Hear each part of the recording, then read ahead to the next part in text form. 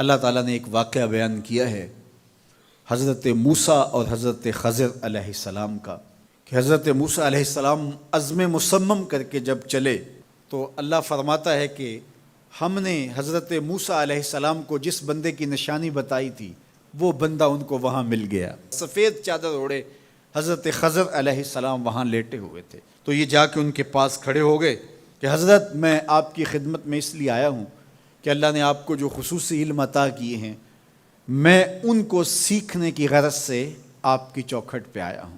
کہا تم میرے ساتھ صبر نہیں کر پاؤ گے، معاملے مشکل ہیں، سفر دشوار ہے، منزل کٹھن ہے، اور میرے معاملات ایسے ہیں کہ تم اعتراض کرو گے اس کے بغیر تم رہ نہیں سکتے۔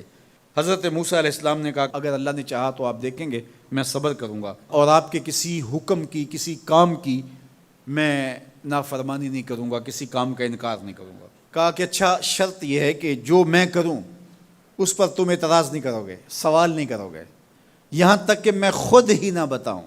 تو کہا کہ یہ شرط ٹھہری، میں کوئی بات نہیں کروں گا۔ فانطلقا، دونوں چل پڑے، دریا کے پار جانا تھا۔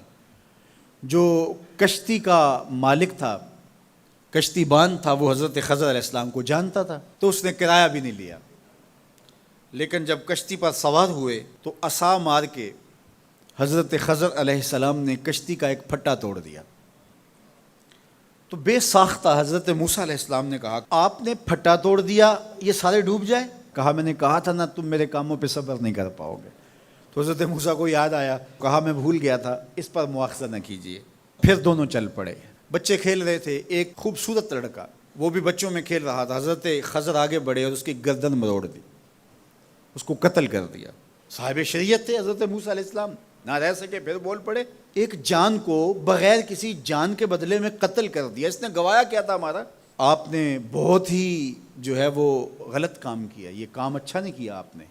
کہا میں نے کہا نہیں تھا کہ تم میرے ساتھ صبر نہیں کر پاؤ گے۔ کہا ایک موقع اور دے دیجئے، اب اگر میں نے کوئی اعتراض اٹھایا تو پھر دوبارہ مجھے آپ اپنی صحبت میں نہ رکھیے، عذر تمام ہو جائے گا۔ پھر دونوں چل پڑے، یہاں تک کہ ایک بستی میں دونوں آئے تو آپ نے بستی والوں سے کہا کہ ہم مہمان ہیں، آپ ہماری مہمان نوازی کیجیے، کھانا کھلائیے۔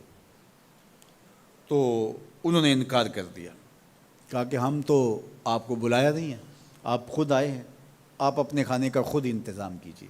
گزر رہے تھے گلی سے تو ایک دیوار گرنا چاہ رہی تھی، تو جلدی سے اس دیوار کو مرمت کر دیا۔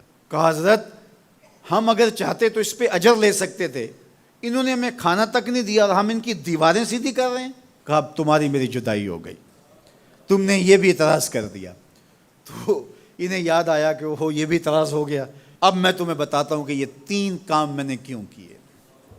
اللہ اکبر۔ اب سنیے، قرآن ہمیں بتاتا ہے کہ ظاہری علم بھی ہوتا ہے لیکن کوئی باطنی علم بھی ہوتا ہے۔ کہا وہ پہلی بات کشتی والی سنو، یہ 2 مسکین بچوں کی کشتی تھی، ان کے گھر کا چولہا اس کی کمائی سے جلتا تھا۔ دریا کنارے کنارے ایک ظالم بادشاہ رہا تھا جو لوگوں کی کشتیاں چھین رہا تھا، ہم نے تھوڑا سا عیب لگا دیا، وہ ٹوٹی کشتی چھوڑ کے چلا گیا۔ اب وہ تھوڑے سے پیسے لگا کے کشتی مرمت کرا لیں گے، گھر کا چولہا جلتا رہے گا، بتاؤ اچھا کیا یا برا کیا؟ کہا رہی بات اس بچے کی جس کو ہم نے قتل کیا، اس کے ماں باپ مومن تھے، نیک تھے، صالح تھے، بچے نے بڑا ہو کے بہت برا ہونا تھا، ہم نے اس کو قتل کر دیا، اللہ اس کے بدلے ان کو بہتر اولاد دے گا۔ علماء تفسیر نے لکھا ہے اس بچے کے بدلے میں اللہ نے ان والدین کو ایک بیٹی عطا کی جس کی نسل سے 70 نبی پیدا ہوئے۔ دیوار کی کہانی بھی سن لیجئے، یہ شہر کے 2 یتیم بچوں کی دیوار تھی اور اس کے نیچے ان کا خزانہ تھا اور ان کا باپ بڑا نیک تھا۔ خزانہ دیوار کے نیچے ہے، دیوار گرنا چاہ رہی ہے، کسی معمولی دھکے سے گر جاتی۔ 2 ہی صورتیں تھیں، یا وہ بچے خود اپنا خزانہ اٹھا لیتے یا لوگ اٹھا کے لے جاتے۔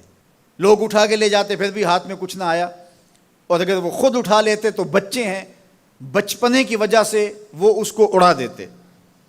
تو ہم نے اس کے اوپر دیوار کھڑی کر دی، جب تک وہ اس قابل نہیں ہو جاتے کہ یہ خزانہ نکال کے اس کو صحیح مصرف پہ لگا سکیں، اتنی دیر تک دیوار گرے گی نہیں۔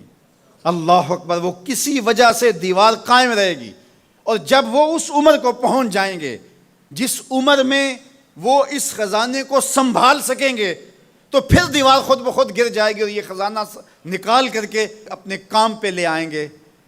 میں جب پہلی مرتبہ اس کو جو ہے وہ غور کے ساتھ تلاوت کیا تو مجھے یہ لگا کہ اس کا انطباق پاکستان کے حالات پہ بھی ہو سکتا ہے، اس لیے کہ یہ بھی یتیموں کا سرمایہ ہے۔